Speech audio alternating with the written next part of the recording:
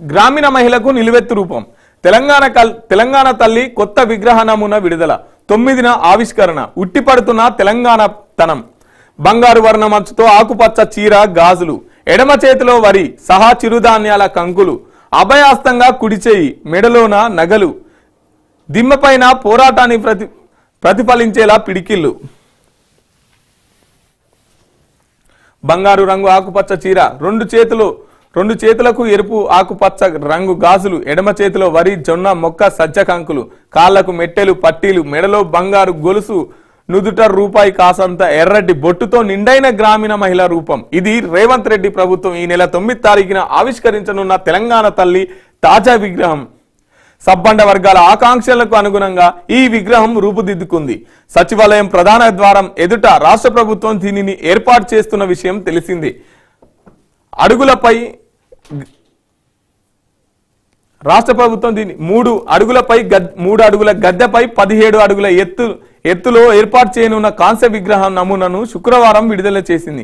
గత ప్రభుత్వం రూపొందించిన తెలంగాణ తల్లి విగ్రహం రాచరిక పోకడలతో ఉందని, తెలంగాణ ఆనవాలు లేదంటూ ఆ విగ్రహం తెలంగాణ తల్లిదా, కాంగ్రెస్ తల్లిదా? కేసీఆర్ ను గౌరవిస్తేనే రేవంత్ ను గౌరవిస్తాం, సమస్యలపై నిలదీస్తాం.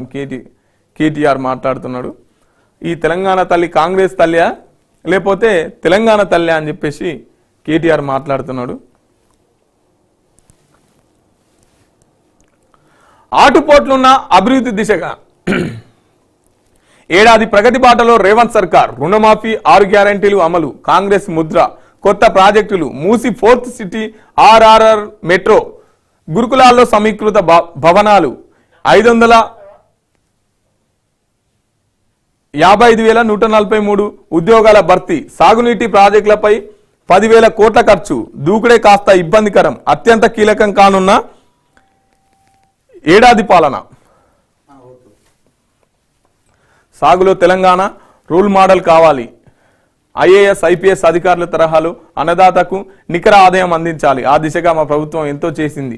రైతుకు అంతర్జాతీయ సాంకేతిక పరిజ్ఞానం. 20 లక్షల ఎకరాల్లో పామాయిల్ కు ఛాన్స్. రైతు నివేదికలన్నింటికీ వీడియో కాన్ఫరెన్స్. ఆంధ్రజ్యోతి ఇంటర్వ్యూలో వ్యవసాయ శాఖ మంత్రి తుమ్మల నాగేశ్వరరావు.